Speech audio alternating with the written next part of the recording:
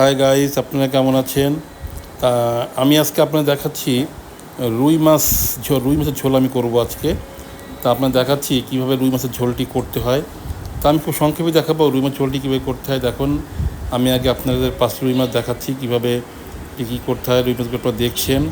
এরপরে আমি এটিকে ভাজার জন্য একটি কড়াইতে তেল নিয়ে আমি এটিকে ভাজির জন্য আমি কড়াই দিয়েছি।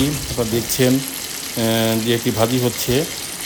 তেলের ভিতরে রুই মাছ 3 পিস বেশ সুন্দরভাবেই ভাজি হচ্ছে। আমি এখানে উল্টা দিচ্ছি, দেখতে পাচ্ছেন, কারণ একবার রাখলে এক সাইড পুড়ে যাবে, সেজন্য এটাকে চেঞ্জ করে দেওয়ার দরকার।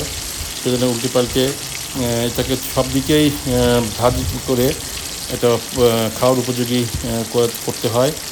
তো দেখতে পাচ্ছেন আপনারা রুই মাছগুলো এখানে ভাজি হচ্ছে। তো এই ভাজি হয়ে যাওয়ার পরে আমরা এটিকে কষাবো, যেটাকে আমরা বলি ভুনা করব। ভুনা করার জন্য আমরা সিস্টেম আছে সেগুলো করবো। যেমন আপনাদের এখন দেখাচ্ছি রুই মাছগুলি উল্টে দিচ্ছি, দেখতে পাচ্ছেন। আমরা রুই মাছগুলোকে উল্টে দিলাম যাতে করে সব সাইডে মোটামুটি ভাজি হয়। তো এরপরে আমরা একটি কড়াই নিব। কড়াইতে আমরা মরিচ, পেঁয়াজ, আদা, জিরা, ধনিয়া, বিভিন্ন মশলা আমি একসঙ্গে দিয়ে এটিকে আমি এখন নাড়ছি, কারণ মশলাটি ভালোভাবে না কষালে রুই মাছগুলোকে ভালো স্বাদ আসবে না। তো রুই মাছগুলো আমাদের মোটামুটি কষানো হয়ে গেছে। এরপরে এই ভিতরে মাছগুলোকে দিলাম। তো দেখতে পাচ্ছেন মাছগুলো আমি দিয়ে দিচ্ছি কষানোর ভিতরে। দেওয়ার পরে মাছগুলোকে প্রয়োজন অনুযায়ী মশলা মাছগুলো দিতে পারে, সেই জন্য মাছগুলোকে আমি উল্টে পাল্টে মশলার ভিতরে আমি দিয়ে চারিদিকে মশলাই মাখিয়ে দিলাম। আপনারা দেখতে পাচ্ছেন সুন্দর করে সব মশলাগুলো মাখানো হয়ে যাচ্ছে মাছের সঙ্গে।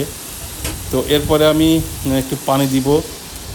পানি দিলে যাতে করে ভুনাটা একটু সুন্দর হয়, ভুনা করে নিচ্ছি আমি। ভুনা করে নেওয়ার পরে এরপরে আমি একটি কড়াইতে আমি বিভিন্ন আলু, তারপরে পটল এগুলো দিয়ে মাছগুলোকে দিয়ে আমি এটাকে রান্না করে ঝোল রেখে রান্না করব। দেখেন আমার তরকারি প্রস্তুত।